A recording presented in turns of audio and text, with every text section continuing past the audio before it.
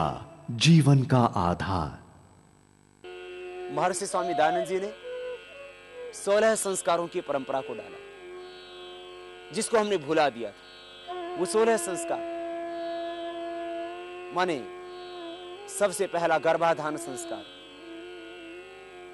पवित्र आत्मा का आह्वान माता पिता के द्वारा। गर्भाधान संस्कार के बाद में जब बच्चा गर्भ में पल रहा है, जन्म होने से पहले ही 2 संस्कार और माने 3 संस्कार जन्म से पहले गर्भाधान संस्कार। गर्भाधान संस्कार की संपूर्ण विधि और उसके प्रभाव, इसके हम बारे में बाद में चर्चा करेंगे कि किस तरह से गर्भाधान संस्कार के वक्त ही मनुष्य के पूरे जीवन की रूपरेखा तैयार हो जाती है। किस तरह से पवित्र आत्माओं का आह्वान किया जाता है, किस तरह से हम अपने विचार से, अपने संकल्प से हम दिव्य आत्माओं को इस धरती पर जन्म दे सकते हैं। गर्भाधान संस्कार और गर्भाधान संस्कार के बाद पुंसवन संस्कार। पुंसवन संस्कार दूसरे से तीसरे महीने के अंदर किया जाता है और उस संस्कार में जिस बच्चे के शरीर का निर्माण हो रहा है, उसके शारीरिक विकास पर मां विशेष ध्यान देती है। वह पुंसवन संस्कार, जिसे कि मां अपने आहार को सुधारती है, क्योंकि वो जो खाएगी वैसे ही बच्चे का शरीर बनेगा। इसलिए हर मां को, हर बेटी को, हर पिता को इन 16 संस्कारों का ज्ञान होना चाहिए, क्योंकि आज जो बेटी है कल को मां बनेगी। इसलिए यह भारतीय संस्कृति के संस्कारों का ज्ञान हर मां को होना चाहिए, हर बेटी को होना चाहिए, हर सास को होना चाहिए, क्योंकि कल को उसके घर में जो बहू आएगी उसको ये संस्कार कौन देगा। पहला कर्तव्य मां का तो अपनी बेटी को ये संस्कार देकर के भेजे। और इसके लिए आप संस्कार विधि एक पुस्तक है, उस पुस्तक में वर्णित संस्कारों की वैज्ञानिक व्याख्या, उनका विश्लेषण हम आपके सामने करेंगे। लेकिन विधियां पढ़ना संस्कारों की और उनके पीछे जो वैज्ञानिक दृष्टि है उसका अनुशीलन करना, और आप महसूस करेंगे कि वास्तव में आप अपने घर में मनचाही संतान, पुत्र या पुत्री पैदा कर सकते हैं अपनी इच्छा से। गर्भाधान संस्कार के बाद पुंसवन संस्कार, जिसमें एक मां अपने बच्चे के शारीरिक विकास पर विशेष ध्यान देती है। हमारे चरक और सुश्रुता ऋषियों ने इन संस्कारों के बारे में बहुत ज्यादा वैज्ञानिक विश्लेषण किया। 2 से 3 महीने के अंदर बच्चे के अंगों का निर्माण प्रारंभ हो जाता है। आज जो ये मानते हैं कि आज अल्ट्रासाउंड करके, सोनोग्राफी करके हम गर्भ में पल रहे बच्चे को देखते हैं, भारत के मनुष्यों ने, उनके पास में जो ज्ञान था, उनके पास में जो दृष्टि थी, उन्होंने सृष्टि की आदि से इस मनुष्य के पूरे निर्माण की प्रक्रिया को जान लिया था। पुंसवन संस्कार, फिर सीमंतोन्नयन संस्कार। सीमंतोन्नयन संस्कार के बारे में 4थे, 6ठे या 8वें महीने का वर्णन भारतीय परंपराओं में आता है। ऐसी मान्यता है कि 4थे महीने में बच्चे का मन बनता है, 6ठे महीने में उसकी बुद्धि बनती है और 8वें महीने में उसका हृदय और उसका ओज बनता है, ऐसा महर्षि सुश्रुत कहते हैं। जिस समय बच्चे के मन का निर्माण हो रहा है, जिस समय बच्चे की बुद्धि का निर्माण हो रहा है, जिस समय उसके हृदय का निर्माण हो रहा है, उस समय मां का बहुत बड़ा दायित्व है। इसको सीमंतोन्नयन कहते हैं। हमारे सिर के अंदर 5 मर्म स्थान हैं, 5 हड्डियां हैं, वो जहां जुड़ती हैं, यह मस्तिष्क का उन्नत भाग है। इसलिए सीमंत उन्नयन माने जिस समय बुद्धि का निर्माण हो रहा है उस वक्त मां एक संस्कार से गुजरती है जिसका नाम दिया सीमंतोन्नयन संस्कार। बच्चे की बुद्धि, बच्चे का मन, बच्चे का हृदय वो मां के साथ में निरंतर जुड़ा हुआ है। जो मां सोचेगी, जो मां देखेगी, जो मां विचार करेगी, वही बच्चे में घटित होगा। ये ठीक है कि आज बिना विचार के, बिना संस्कारों के, बिना ही परंपराओं के बच्चे पैदा हो रहे हैं। और यही कारण है कि हमारा धर्म, हमारी संस्कृति, हमारी परंपराएं, हमारे जीवन मूल्य आज टूट रहे हैं। गिरते हुए जीवन मूल्यों को, टूटती हुई परंपराओं को और भूले हुए संस्कारों को यदि आपको अपने घर में दोबारा से लौटाना है तो आपको इन 16 संस्कारों की परंपरा को स्वीकार करना होगा, अपनाना होगा। सीमंतोन्नयन संस्कार में मां अपनी वाणी को, अपने व्यवहार को, अपनी दृष्टि को, अपनी प्रज्ञा को किस तरह से संतुलित करे, वो कैसे विचार करे, क्या वो बुद्धि में सोचे। बुद्धि के 4 भाग हैं, मन, बुद्धि, चित्त, अहंकार। मन, अहंकार कुछ भी चेष्टा करने का विचार, मन से उसका मनन, बुद्धि से उसका निश्चय और चित्त में उसकी अवस्थिति।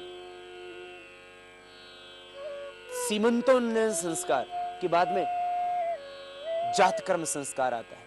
इन संस्कारों की विस्तृत व्याख्या हम बाद में करेंगे। अभी तो आपको इंट्रोडक्शन दे रहे हैं, एक परिचय दे रहे हैं भारतीय संस्कारों का, भारत की परंपराओं का, भारत की आस्थाओं का, जो हमें विरासत में मिली थी और अपने ही अज्ञान से हमने उसको भुला दिया था। हम लोगों के भीतर एक आत्मग्लानि का भाव बहुत गहरा भरा हुआ है। हमने अपने सांस्कृतिक मूल्यों को अंधविश्वास, आडंबर, पाखंड मान लिया था।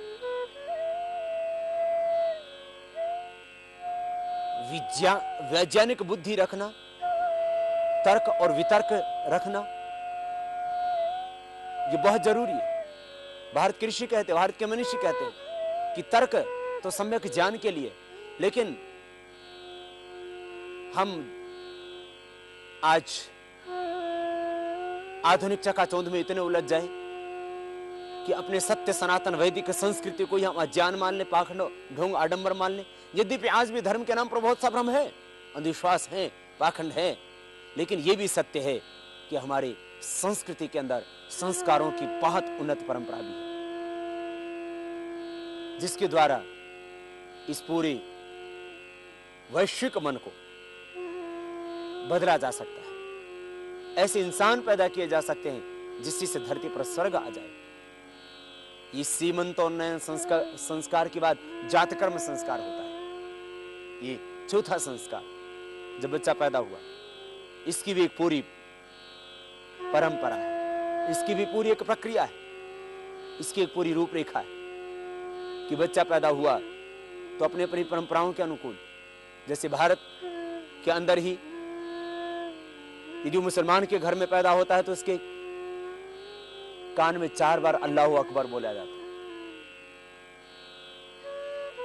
भारत, ये संस्कृति के अंदर भारतीय मनीषा और ऋषि परंपरा में आस्था रखने वाले लोग, वेदों की परंपरा में आस्था रखने वाले लोग, जब बच्चे का जन्म होता है तो उसके कान में बोला जाता है ओम मेदोसी, तुझे विवेकी बनना है, तुझे ज्ञानवान बनना है, तुझे प्रबुद्ध बनना है, तुझे संबोधि को पाना है, तुझे ऋतंभरा प्रज्ञा के दिव्य आलोक को पाना है। ये मंत्र उसके कान में पैदा होते ही उसका पिता फूंकता था। इसको इसलिए पिता को मंत्र देने वाला कहा जाता है। आज हम पिता से तो मंत्र लेते ही नहीं। सबसे पहली गुरु मां, फिर गुरु पिता, इसलिए उसके बाद आचार्य आता है। भारतीय संस्कृति में इसलिए कहा जाता है मातृदेवो भव, पितृदेवो भव, आचार्य देवो भव, फिर अतिथि देवो भव। आज जात कर्म संस्कार की परंपरा भी हम विस्मृत कर चुके हैं। बच्चा पैदा हो तब इसकी पूरी एक प्रक्रिया है। उसकी जीभ पर सोने या चांदी की सलाखा से ओम लिखा जाता है। उसको घी, घृत, मधु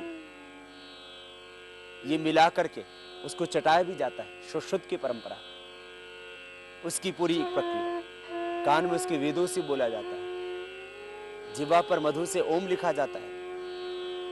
ये जात कर्म संस्कार की पूरी विधि है और हर एक संस्कार यज्ञ के साथ में निष्पन्न होता है, संपन्न होता है। यज्ञ में होता है गाय का घी, यज्ञ में होते हैं सुगंधित द्रव्य, पुष्टिकारक द्रव्य, मधुर द्रव्य।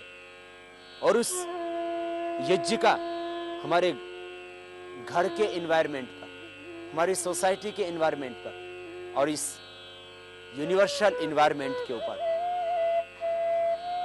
वैश्विक पर्यावरण के ऊपर और हमारे घर के पर्यावरण के ऊपर, हमारे समाज सोसाइटी के पर्यावरण के ऊपर यज्ञ का बहुत गहरा प्रभाव पड़ता है। इसलिए गर्भाधान से लेकर के और अंत्येष्टि तक ये 16 संस्कार भारतीय संस्कृति में यज्ञ के साथ पूरे किए जाते हैं। जब घर में पुत्र या पुत्री का जन्म होता है तो जातकर्म संस्कार वह भी यज्ञ के साथ में निष्पन्न होता है। ये चौथा संस्कार है। फिर पांचवा संस्कार है नामकरण संस्कार। बालक का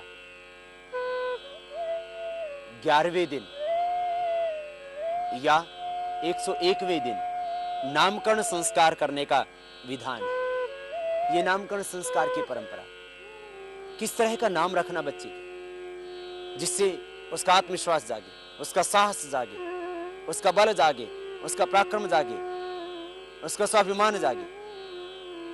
किस तरह का नाम रखना जिससे बच्चे के अंदर श्रद्धा, समर्पण, धैर्य, बल, प्रेम, करुणा, मानवीय मूल्य उसके नाम से ही उसके भीतर प्रकट हो जाए। तो नामकरण संस्कार, किस तरह के अक्षरों से नाम रखना, यद्यपि ये एक शुभ संकेत है कि बीच में हमने नाम कुछ ऐसे रखने शुरू कर दिए थे जिनका कोई अर्थ ही नहीं होता था, जिनसे कोई भाव ही जागृत नहीं होता था। किस तरह के नाम रखना, इसकी भी एक परंपरा है और उस नामकरण की एक पूरी विधि है। कुछ घरों में नामकरण संस्कार होता है यद्यपि, लेकिन कुछ घरों में तो बस खाली जो जी में आया वो बच्चे का नाम रख दिया और काम हो गया। नामकरण संस्कार एक पवित्र अनुष्ठान है, उसको अनुष्ठान की तरह करना। ये सारी ही व्यक्ति की जीवन यात्रा एक अनुष्ठान की तरह है, पूरा जीवन ही एक यज्ञ की तरह है। और इसलिए भारतीय संस्कृति में तो कह दिया जाता है पुरुषो वाव यज्ञ, ये जीवन ही यज्ञ है। और ये जीव परंपरा से इसलिए ओतप्रोत रखा है इस जीवन को संस्कारों के अंदर भी, इसलिए यज्ञों का समावेश। नामकरण संस्कार, नामकरण संस्कार के बाद में जब बच्चा विकसित होने लगता है, वो अब इस योग्य होने लगता है कि वो चलने की कोशिश करने लगता है। अब पहले उसको बाहर का वातावरण, उसके अंदर जब उसका पहली बार प्रवेश होता है तब उसको निष्क्रमण संस्कार की संज्ञा दी जाती है। अब वो घर के, मकान के अंदर के वातावरण से बाहर, बगीचे में, वो गलियों में, वो समाज में जाने लगता है। तो उसको जो हमारी सोसाइटी का जो एनवायरनमेंट है वो यज्ञ के संस्पर्श के साथ में, वो पवित्र ऋचाओं के उच्चारण के साथ में उसका बाहर निष्क्रमण संस्कार होता है। यह निष्क्रमण संस्कार जब बच्चा 2 या 3 महीने का होता है तब निष्पन्न होता है। निष्क्रमण संस्कार। जैसे ही उस बच्चे का घर से बाहर कदम रखा जाता है तो वह भी एक अनुष्ठान के साथ। ये 16 संस्कारों का बहुत बड़ा दायित्व। तो ये छठी प्रक्रिया निष्क्रमण संस्कार की। और इसके बाद में अन्नप्राशन संस्कार। जब बच्चा 6 महीने का हो जाता है उस समय षष्ठे मासी अन्नप्राशनम, आश्वलायन गृह सूत्रों में जब बच्चा 6 महीने का हो जाता है तब उसका अन्नप्राशन संस्कार करने का विधान है। माने एक एक संस्कार अपने आप में बहुत बड़ा महत्व रखता है। पहले वो मां का दूध पी रहा था, अभी मां का दूध बच्चे के लिए सर्वोत्तम है। और जिस बच्चे को मां का दूध पूरा मिल जाता है वो पूरी जिंदगी भर निरोग रहता है।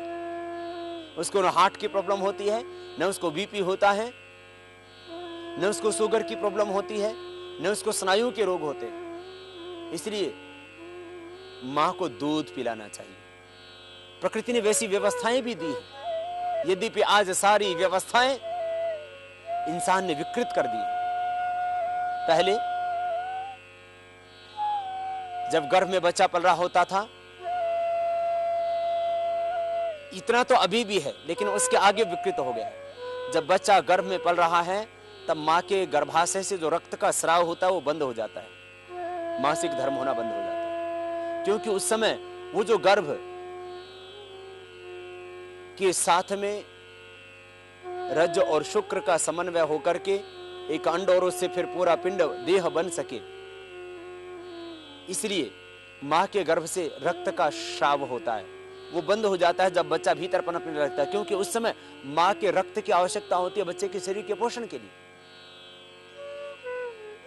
तो 9 महीने तक मां को फिर वह मासिक धर्म नहीं होता, क्योंकि वो सारा का सारा रक्त जो गर्भाशय की शुद्धि के लिए और संतति की उत्पत्ति के लिए गर्भाशय से वो जो है अंडा और रज वो चिपक करके एक नई संतति को जन्म दे सके, उसके लिए पहले से प्रकृति ने तैयारी की है। वो मासिक धर्म होना बंद हुआ, उस रक्त के द्वारा उस बच्चे का निर्माण होना प्रारंभ हुआ। फिर जब बच्चा पैदा हो जाता है तो भी अभी तो गड़बड़ हो चुका है। बच्चे के पैदा होने के 1 महीने बाद ही बहुत माताओं बहनों को मासिक शुरू हो जाता है, पहले ऐसा नहीं होता था। बच्चा पैदा हो गया तो वो जो रक्त बाहर बहता था, वो रक्त जो है उसकी जो ऊर्जा है, वो जो शक्ति है मां की, वो अब रक्त के बहने में नहीं, अब वो स्तन के अंदर दूध के निर्माण में लग गई। इसलिए जब तक बच्चा दूध पीता था पहले माताओं को मासिक नहीं होता था और 3-3 साल तक ये मासिक रुका रहता था। 3-3 साल तक बच्चे दूध पीते थे मां का, ये हालात थी। और फिर वो जो है गर्भ निरोधक साधन आज जो अपनाए जा रहे हैं और उसके जो दुष्प्रभाव हैं वो सब जग जाहिर है। माने इन सब संस्कारों के पीछे संयम की बहुत बड़ी अवधारणा थी। संयम संस्कार हमारी संस्कृति के जो आधार थे वो हमने भुला दिए। फिर कहाँ रामकृष्ण पैदा होंगे, कहाँ फिर स्वामी विवेकानंद और महर्षि दयानंद पैदा होंगे, कहाँ फिर पैदा होंगे महात्मा बुद्ध और भगवान महावीर, कहाँ पैदा होंगे छत्रपति शिवाजी महाराणा प्रताप। इसलिए संस्कारों की परंपरा को न भुलाना। मैं कह रहा था आपको, बच्चा जब गर्भ में आया तो गर्भाधान, एक पवित्र आत्मा का आह्वान। फिर पुंसवन संस्कार में उसका शरीर का निर्माण भीतर शुरू हुआ तो पुंसवन संस्कार, सीमंतोन्नयन संस्कार उसका मस्तिष्क का उन्नयन, उसकी चेतना का, उसको बुद्धि का विकास। ऐसे ही अब बाहर के वातावरण में वो आया है। तो जो 7वां संस्कार है वह अन्नप्राशन संस्कार। बाहर की प्रकृति में ढलना है, बाहर के समाज के अंदर जो कुछ उसको मिलेगा, ईश्वर ने जो उसके लिए निर्धारित किया वो उसको अन्न खाना है। अन्नप्राशन संस्कार जिन बच्चों का होगा और जिन बच्चों को माँ बाप ये जन्म से ही शिक्षा और दीक्षा दे देंगे कि बेटा तुझे क्या खाना है क्या नहीं खाना, ये 3-4 महीने में निश्चित हो जाएगा। वो बाद में चल करके मांसाहारी नहीं बनेगा। वो अंडा नहीं खाएगा, वो शराब नहीं पिएगा, वो मांस नहीं खाएगा। अन्नप्राशन संस्कार ये भी भारतीय संस्कृति में एक पवित्र अनुष्ठान है। हिमालय की दिव्य जड़ी बूटियों से निर्मित विश्व का सर्वश्रेष्ठ पतंजलि च्यवनप्राश और बादाम पाक, साथ ही आंवला व एलोवेरा